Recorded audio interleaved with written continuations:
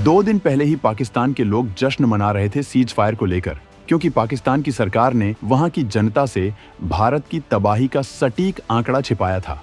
लेकिन जब पाकिस्तान के लोगों को पता चला कि भारत ने तो उनके एयरबेस तो छोड़ो, वहां के परमाणु ठिकानों तक को नहीं छोड़ा, वहां पर भारत की ब्रह्मोस मिसाइलों ने तबाही बरसाकर रख दी है। नतीजा, वहां पर जो परमाणु हथियार थे वो बर्बाद हो गए हैं। प्राप्त जानकारी के मुताबिक वहां पर परमाणु मिसाइलें नष्ट होने से रेडिएशन फैल गया है, जिसकी वजह से वहां पर परमाणु आपातकाल लगा है। अब पाकिस्तान फिर से खौफ में है, क्योंकि एक तो भारत ने उनके परमाणु ठिकानों तक को बर्बाद कर दिया, दूसरा भारत ऑपरेशन सिंदूर को चालू रखा हुआ है। पता नहीं कब मोदी ऑपरेशन सिंदूर के दूसरे चरण के लिए आदेश दे दें। ऊपर से पाकिस्तान ने भारत पर उसका कोई जवाब दिया तो भारत उसे युद्ध मानते हुए पहले से ज्यादा तबाही बरसाएगा। यानी पाकिस्तान इधर से भी मारा गया और उधर से भी। अब दोस्तों, भारत के इस पूरे ऑपरेशन में भारत के हथियारों का तो योगदान है ही, भारत की स्पेस एजेंसी का भी उतना ही योगदान है, जिसने बारीक से बारीक और सटीक से सटीक जानकारी देकर पाकिस्तान को बर्बाद के मुहाने पर ला दिया। इसरो की इस कामयाबी के बाद पूरी दुनिया में इसरो के चर्चे होने लगे हैं। पूरी दुनिया अब इसरो के साथ काम करने के लिए भाग रही है। मोदी सरकार भी इसरो को स्पेस का सुपर पावर बनाने के लिए भर भर कर बजट दे रही है, ताकि चीन, पाकिस्तान जैसे देशों के खिलाफ इसरो और भी ज्यादा ताकतवर हो सके। इसके लिए इसरो आसमान में कई प्रोजेक्ट चलाने वाला है और इसी क्रम में आज धमाकेदार खबर सामने आई है, जिसने पाकिस्तान से लेकर चीन तक को हैरान कर रही है। आगे बढ़ने से पहले हम कुछ सवाल रखते हैं। क्या है इसरो का वो 22,500 करोड़ रुपए का महा प्रोजेक्ट, जो सिर्फ 1 से 2 साल में अंतरिक्ष में सैटेलाइट्स का ऐसा जाल बिछा देगा कि दुश्मन चूं भी नहीं कर पाएगा? कैसे भारत सिर्फ चंद सालों में जासूसी सैटेलाइट्स की एक पूरी फौज खड़ी कर रहा है, जिससे पाकिस्तान और चीन के हर कोने पर 24 घंटे 7 दिन बाद जैसी नजर रखी जाएगी? वो कौन सा सीक्रेट सैटेलाइट था जिसने सर्जिकल स्ट्राइक और एयर स्ट्राइक के दौरान भारतीय सेना की तीसरी आंख बनकर काम किया? और क्या अब उसका भी बाप यानी लेटेस्ट वर्जन अंतरिक्ष में गरजने को तैयार है? क्या है भारत का स्पेस बेस्ड सर्विलांस 3 प्रोग्राम, जिसे सुनकर ड्रैगन और उसके दोस्त पाकिस्तान के पसीने छूट रहे हैं? आखिर क्यों इस प्रोग्राम ने दुनिया भर की स्पेस एजेंसियों में खलबली मचा दी है? कैसे ऑपरेशन सिंदूर के बाद भारत सरकार ने अपनी स्पेस जासूसी क्षमताओं को कई गुना बढ़ाने का फैसला किया और प्राइवेट कंपनियों को भी इस महा मिशन में शामिल कर लिया? कौन सी हैं वो 3 भारतीय प्राइवेट कंपनियां जो इसरो के साथ मिलकर दिन रात एक करके इन जासूसी सैटेलाइट्स को रिकॉर्ड टाइम में तैयार कर रही हैं? क्या सच में भारत अपने कुछ सबसे एडवांस्ड सैटेलाइट्स को लॉन्च करने के लिए एलन मस्क की स्पेसएक्स की मदद लेने वाला है? और अगर हाँ, तो क्यों? कैसे इसरो के सिर्फ 10 सैटेलाइट्स आज भी 7,000 किलोमीटर के दायरे में दुश्मनों की हर हरकत पर पैनी नजर रखे हुए हैं? और ये नेटवर्क कैसे और भी खतरनाक होने वाला है? यानी भारत का इसरो अब पूरे फॉर्म में है और जल्द कुछ बड़ा करने वाला है। तो चलिए इसरो के इस महा प्लान को परत दर परत जानते हैं। जब अंतरिक्ष बना भारत का ब्रह्मास्त्र, वो दिन गए जब भारत को किसी भी जानकारी के लिए दूसरों पर निर्भर रहना पड़ता था। आज हमारा इसरो यानी भारतीय अंतरिक्ष अनुसंधान संगठन दुनिया की टॉप स्पेस एजेंसियों में से एक है। और जब बात देश की सुरक्षा की आती है तो इसरो के सैटेलाइट्स किसी ब्रह्मास्त्र से कम नहीं है। इसरो के चीफ एस सोमनाथ के विजन और उससे पहले के प्रमुखों की मेहनत रंग ला रही है। जैसा कि पूर्व प्रमुख वी नारायणन ने एक बार बताया था, इसरो के लगभग 10 सैटेलाइट्स देश की सुरक्षा के लिए 24 घंटे 7 दिन बिना पलक झपकाए रणनीतिक निगरानी कर रहे हैं। सोचिए, 7,000 किलोमीटर का विशाल इलाका, जिसमें हमारा पूरा उत्तर पूर्व और पड़ोसी देशों की सीमाएं शामिल हैं, इन सैटेलाइट्स की जद में है। ये सैटेलाइट्स हमारी सेनाओं के लिए आंख और कान का काम करते हैं और इनकी मदद के बिना आज हम अपनी सीमाओं की इतनी सटीक निगरानी शायद ही कर पाते। और याद है 2016 ऑपरेशन और उसके बाद बालाकोट ऑपरेशन? कहा जाता है कि उन ऑपरेशनों की प्लानिंग और रियल टाइम मॉनिटरिंग में हमारे कार्टोसैट सीरीज के सैटेलाइट्स का बहुत बड़ा हाथ था। इन सैटेलाइट्स ने ऐसी हाई रिजोल्यूशन तस्वीरें और डेटा मुहैया कराया जिसने हमारे वीर जवानों को दुश्मन के घर में घुसकर अपने मिशन को अंजाम देने में मदद की। ये सैटेलाइट्स रात के अंधेरे में भी, खराब मौसम में भी दुश्मन की हर हरकत को कैद कर सकते हैं। लेकिन भारत यहीं नहीं रुका। टेक्नोलॉजी लगातार एडवांस हो रही है और हमारे दुश्मन भी। इसलिए इसरो ने अपने निगरानी तंत्र को और भी घातक बनाने के लिए कमर कस ली। इसी कड़ी में हाल ही में लॉन्च किया गया अर्थ ऑब्जर्वेशन सैटेलाइट US-09, जिसे रिसैटिक बी के नाम से भी जाना जाता है। ये सैटेलाइट कोई मामूली चीज नहीं है, बल्कि ये उसी कार्टोसैट फैमिली का लेटेस्ट और सबसे एडवांस्ड वर्जन है, जिसने सर्जिकल स्ट्राइक में हमारी मदद की थी। करीब 1710 किलोग्राम वजन वाला ये सैटेलाइट पृथ्वी की कक्षा में 529 किलोमीटर की ऊंचाई पर स्थापित किया गया है। इसकी सबसे बड़ी खासियत है इसका C band synthetic aperture radar. अब आप पूछेंगे ये SAR क्या भला है? तो सरल भाषा में समझिए, ये एक ऐसी जादुई आंख है जो दिन हो या रात, घने बादल हों या भयंकर कोहरा, हर मौसम में पृथ्वी की एकदम साफ और हाई रेजोल्यूशन तस्वीरें ले सकती है। जहां नॉर्मल कैमरे घने बादलों के आगे फेल हो जाते हैं, वहां ये रडार बादलों को चीरकर जमीन की तस्वीरें ले सकता है। मतलब दुश्मन चाहे कितनी भी छुपा छुपी कर ले, बच नहीं पाएगा। US-09 क्या क्या फायदे हैं, चलिए ये भी जानते हैं।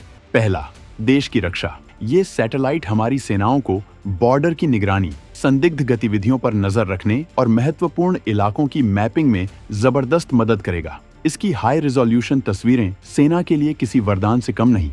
दूसरा, आपदा प्रबंधन। बाढ़, भूकंप, तूफान या जमीन खिसकने जैसी कुदरती आफतों के समय ये सैटेलाइट बहुत काम आएगा। प्रभावित इलाकों का सही आकलन करके राहत और बचाव कार्यों को तेजी से पहुंचाया जा सकेगा।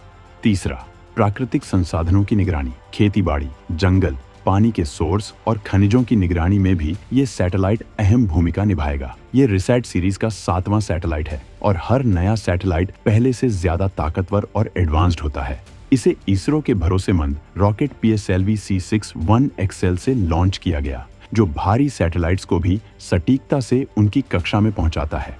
ये लॉन्च सिर्फ एक सैटेलाइट का लॉन्च नहीं था, बल्कि दुश्मनों के लिए एक कड़ा संदेश था कि भारत अब अंतरिक्ष में भी किसी से पीछे नहीं है। अब बात करते हैं ऑपरेशन सिंदूर की। इस ऑपरेशन की डिटेल्स भले ही पूरी तरह से पब्लिक न हो, लेकिन इतना तो साफ है कि इसने हमारे सुरक्षा तंत्र को और भी चौकन्ना कर दिया। और इस ऑपरेशन की सफलता के पीछे भी कहीं न कहीं इसरो के स्पेस एसेट्स का बड़ा योगदान रहा। खबरों के मुताबिक भारतीय सेना ने ऑपरेशन सिंदूर के लिए न सिर्फ अपने डोमेस्टिक यानी घरेलू मिलिट्री सैटेलाइट्स का इस्तेमाल किया, बल्कि जरूरत पड़ने पर कमर्शियल ग्लोबल ऑपरेटर्स से भी डेटा हासिल किया। इसरो की टीमों ने 24 घंटे काम करके सेना को जरूरी मदद पहुंचाई। सोचिए, हमारे वैज्ञानिक और इंजीनियर पर्दे के पीछे रहकर देश की सुरक्षा में कितना बड़ा योगदान देते हैं। ये भी जानना दिलचस्प है कि हमारे भारतीय सैटेलाइट्स एक स्पेसिफिक एरिया का डेटा हर 14 दिन में डाउनलोड कर सकते हैं, जबकि कमर्शियल सैटेलाइट्स से ये डेटा रोजाना भी मिल सकता है। कार्टोसैट सैटेलाइट फैमिली तो जैसे भारतीय सेना की खुफिया टूलकिट का अहम हिस्सा बन चुकी है, जो हाई रिजोल्यूशन इमेज और वीडियो मुहैया कराती है। और हाँ, ये भी खबरें आईं कि पाकिस्तान अपनी हरकतों के लिए अमेरिकी कंपनी मैक्सार की सैटेलाइट तस्वीरों पर निर्भर रहता है और उसके पास चीन के मिलिट्री स्पेस एसेट्स का भी एक्सेस है। लेकिन चिंता की कोई बात नहीं, क्योंकि भारतीय सेना के पास भी यूरोप के सेंटिनल और अमेरिका के दूसरे कमर्शियल ऑपरेटर्स से सैटेलाइट डेटा हासिल करने की क्षमता है। मतलब मुकाबला हर मैदान में है और भारत किसी से कम नहीं।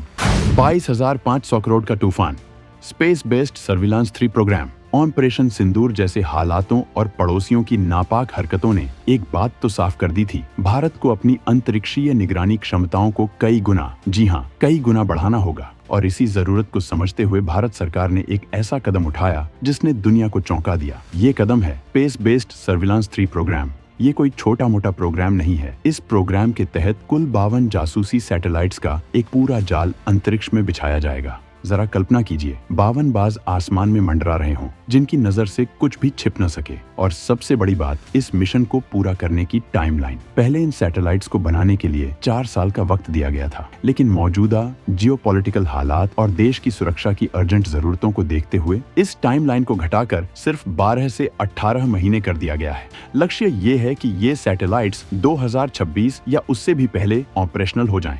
ये है नए भारत की रफ्तार, ये है नए भारत का संकल्प। अक्टूबर 2024 में कैबिनेट कमेटी ऑन सिक्योरिटी ने इस प्रोग्राम को हरी झंडी दी और तब से इस पर तूफानी तेजी से काम चल रहा है। इन 55 सैटेलाइट्स में से 21 सैटेलाइट्स हमारा गौरव इसरो खुद डेवलप करेगा, लेकिन बाकी 31 सैटेलाइट्स को बनाने की जिम्मेदारी 3 प्राइवेट भारतीय कंपनियों को सौंपी गई है। अनंत टेक्नोलॉजीज, सेंटम इलेक्ट्रॉनिक्स और अल्फा डिजाइन टेक्नोलॉजीज। ये भारत के स्पेस सेक्टर में प्राइवेटाइजेशन की तरफ एक बहुत बड़ा और साहसिक कदम है। ये कंपनियां पहले भी इसरो के कई महत्वपूर्ण मिशंस जैसे चंद्रयान 3 में अहम भूमिका निभा चुकी है और इनके पास बेहतरीन टेक्निकल एक्सपर्ट्स की टीम है। हैदराबाद की अनंत टेक्नोलॉजीज, जिसके प्रमुख इसरो के पूर्व दिग्गज सुब्बा राव पावलुरी हैं, ने तो चंद्रयान 3 के लिए भी अहम कंपोनेंट्स सप्लाई किए थे। वहीं अल्फा डिजाइन टेक्नोलॉजीज, जिसे अब अडानी डिफेंस एंड एरोस्पेस ने अधिग्रहित कर लिया है, भारत के अपने नेविगेशन सिस्टम नाविक को बनाने में इसरो की प्रमुख पार्टनर रही है। इन सैटेलाइट्स का मुख्य काम होगा भारत की सीमाओं, खासकर पाकिस्तान से लगी सरहदों पर कड़ी नजर रखना। साथ ही ये बाढ़ और भूकंप जैसी प्राकृतिक आपदाओं के समय भी महत्वपूर्ण मदद पहुंचाएंगे। और सुनिए एक और दिलचस्प बात, इन सैटेलाइट्स को लॉन्च करने के लिए इसरो के अपने बाहुबली रॉकेट LVM-3 के साथ साथ एलन मस्क की कंपनी SpaceX के रॉकेट्स का भी इस्तेमाल किया जा सकता है। ये दिखाता है कि भारत अपने राष्ट्रीय हितों के लिए दुनिया की बेस्ट टेक्नोलॉजी और सुविधाओं का इस्तेमाल करने से पीछे नहीं हटेगा। अनंत टेक्नोलॉजीज द्वारा बनाया जा रहा एक ऐसा ही एडवांस्ड सैटेलाइट तो इसी साल 2025 में लॉन्च के लिए तैयार हो सकता है। रक्षा मंत्रालय ने ऑपरेशन सिंदूर से ठीक पहले इन नेक्स्ट जनरेशन जासूसी सैटेलाइट्स के डेवलपमेंट को फास्ट ट्रैक करने के निर्देश जारी कर दिए थे। ये कदम आज के संवेदनशील जियोपॉलिटिकल माहौल में बेहद जरूरी है। SBS-3 न सिर्फ भारत की राष्ट्रीय सुरक्षा के लिए एक महत्वपूर्ण इंफ्रास्ट्रक्चर बनेगा, बल्कि ये प्राइवेट स्पेस कंपनियों के लिए भी एक सुनहरा मौका है कि वे देश के इतने बड़े और महत्वपूर्ण प्रोजेक्ट्स में अपना योगदान दे सकें। तो दोस्तों, आपको क्या लगता है? क्या भारत का ये SBS-3 प्रोग्राम चीन और पाकिस्तान को उनकी हद में रहने पर मजबूर कर देगा? प्राइवेट कंपनियों को इतने महत्वपूर्ण स्ट्रेटेजिक प्रोजेक्ट में शामिल करना कितना सही फैसला है? क्या इन 52 सैटेलाइट्स के अलावा भी इसरो कुछ और सीक्रेट मिलिट्री स्पेस प्रोजेक्ट्स पर काम कर रहा होगा? भारत की इस अंतरिक्षीय छलांग का दुनिया पर क्या असर पड़ेगा? अपने विचार नीचे कमेंट्स में जरूर लिखें।